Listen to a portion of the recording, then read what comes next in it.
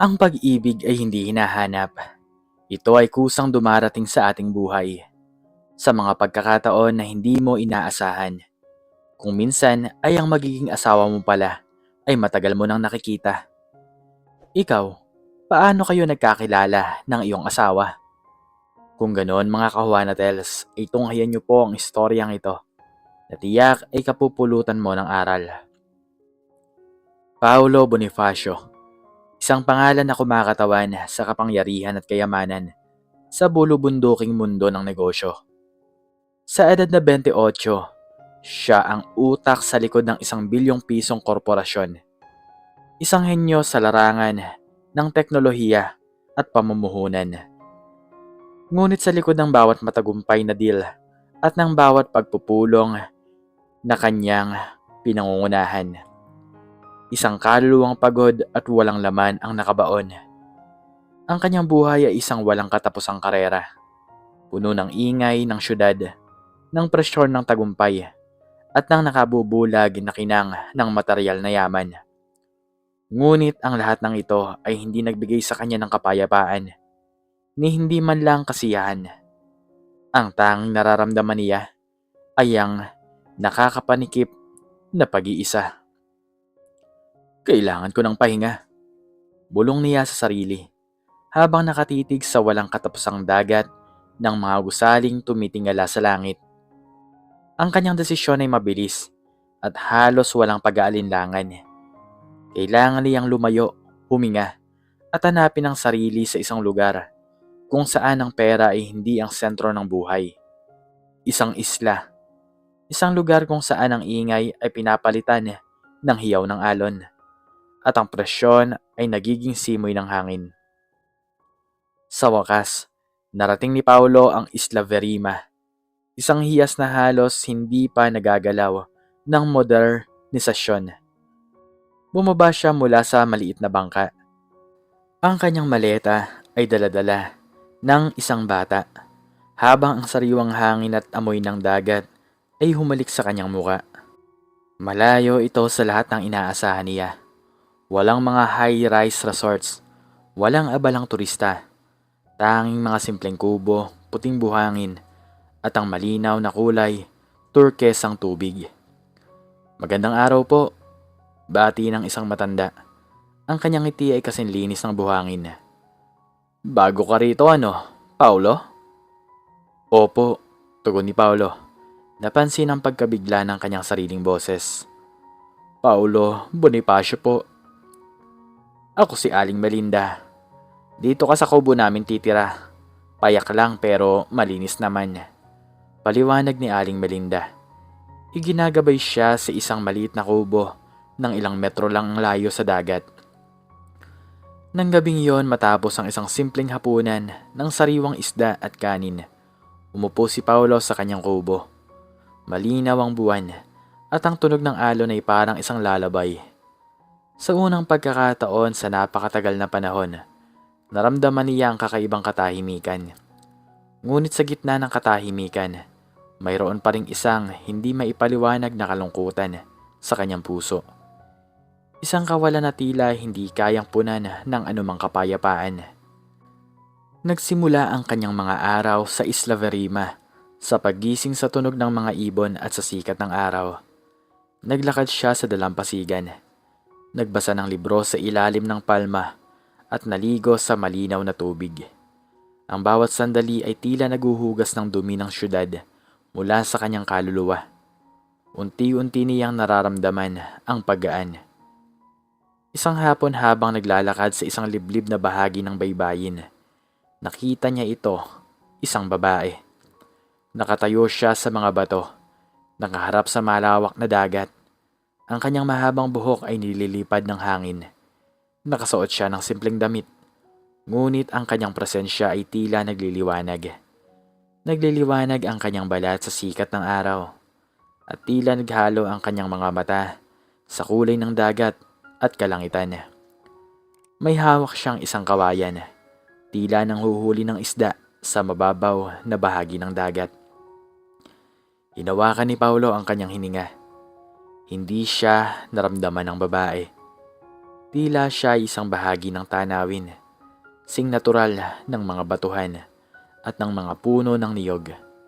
Ang kanyang ganda ay hindi ang uri na nakikita sa mga magazine. Ito ay isang ganda na malalim, payapa at puno ng misteryo. Nagpatuloy siya sa panonood. Nahihirapan siyang alisin ang tingin sa kanya. Siya, si Cassandra. "Nakatulala ka dyan, kuya," banggit ng isang lalaki na lumitaw mula sa likod ng mga damo. Nagulat si Paulo. Napansin ni Cassandra ang pagdating ni Paulo. Lumingon siya at nagtama ang kanilang tingin. Ang kanyang ngiti ay maamo, ngunit may kislap sa kanyang mga mata na tila nakakakita sa kalamliman ng kanyang kaluluwa. "Magandang hapon po," bati niya. Ang kanyang tinig ay malambing tulad ng alon. "Bago ka rito, no? Hindi kita nakikita noon." Opo," sagot ni Paulo. Medyo nauutal. "Kagagaling ko lang sa syudad. Ako nga pala si Paulo." "Ako naman si Cassandra," tugon niya. Lumapit at iniabot ang kanyang kamay. Ang kanyang palad ay magaspang, ngunit ang kanyang haplos ay malambot. "Anong ginagawa mo rito?" "Naghahanap lang ako ng kapayapaan. Kapayapaan ng sarili ko." Pagtatapat ni Paulo, halos hindi na malayan. Ngumiti si Cassandra. "Maraming makakahanap niyan dito. Basta handa kang makinig sa dagat." Mula noon, tila ang mundo ni Paulo ay umikot kay Cassandra. Araw-araw hinahanap niya ito. Samahan siya sa pangingisda, sa pangongolekta ng mga kabibe, o sa simpleng pag-upo sa dalampasigan at pagmamasid sa paglubog ng araw. Tinuruan siya ni Cassandra kung paano pahalagahan ang bawat maliit na bagay.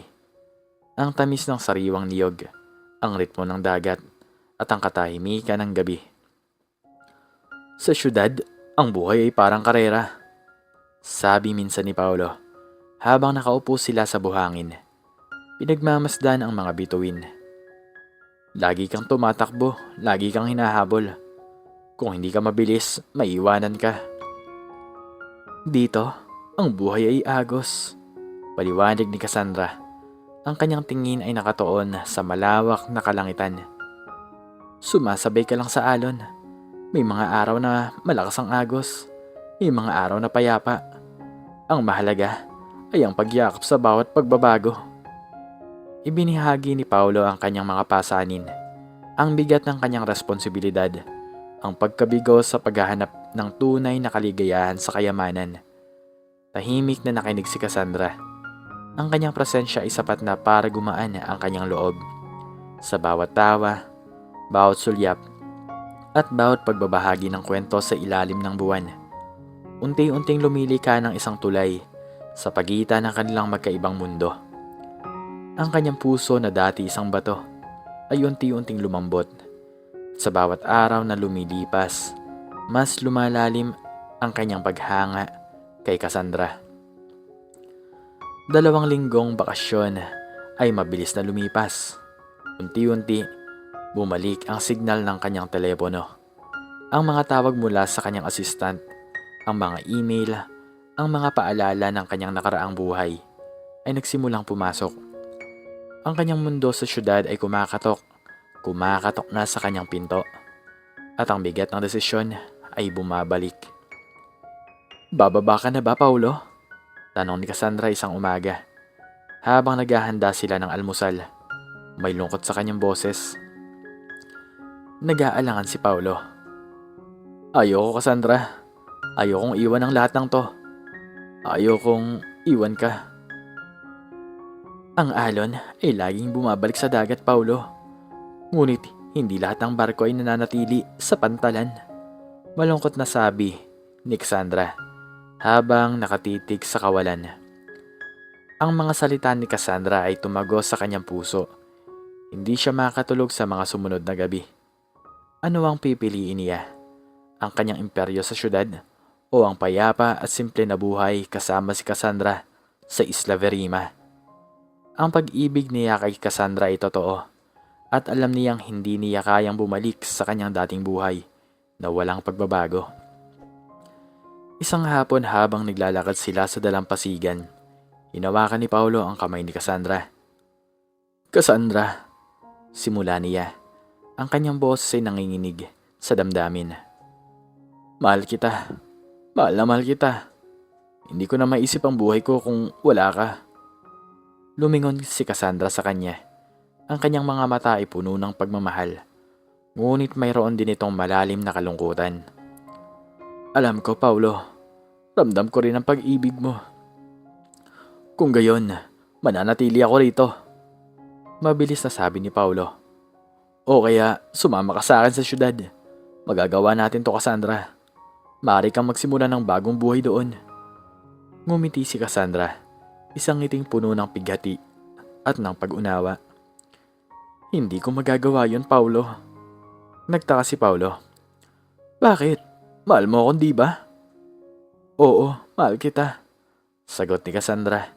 Ang kanyang boses ay mahina ngunit matatag. "Ngunit mayroong isang bagay na kailangan mong maunawaan. Ang island girl ay hindi lamang isang simpleng probinsyana na nakatira rito. Siya ang puso ng isla, Paulo. Ako, ang sirena na pumoprotekta rito."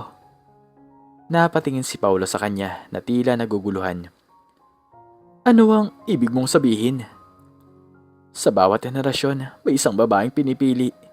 Iniaatas na maging tagapagbantay ng Isla Verima," paliwanag ni Cassandra. Lumapit sa kanya at hinawakan ang kanyang muka. "Ang aking pag-iral, Paulo, ay nakatali sa bawat batong to. Sa bawat butil ng buhangin, sa bawat alon. Ako ang tagapagbantay ng ilalim nitong kapayapaan. Ng sinaunang karunungan nito. Hindi ko maaaring iwanan ang aking tahanan. Kung iiwan kong isla, mawawala ito at kasama nito ang aking sarili." Bumagsak ang mundo ni Paulo. Ang mga salita ni Cassandra ay tila mga suntok sa kanyang puso.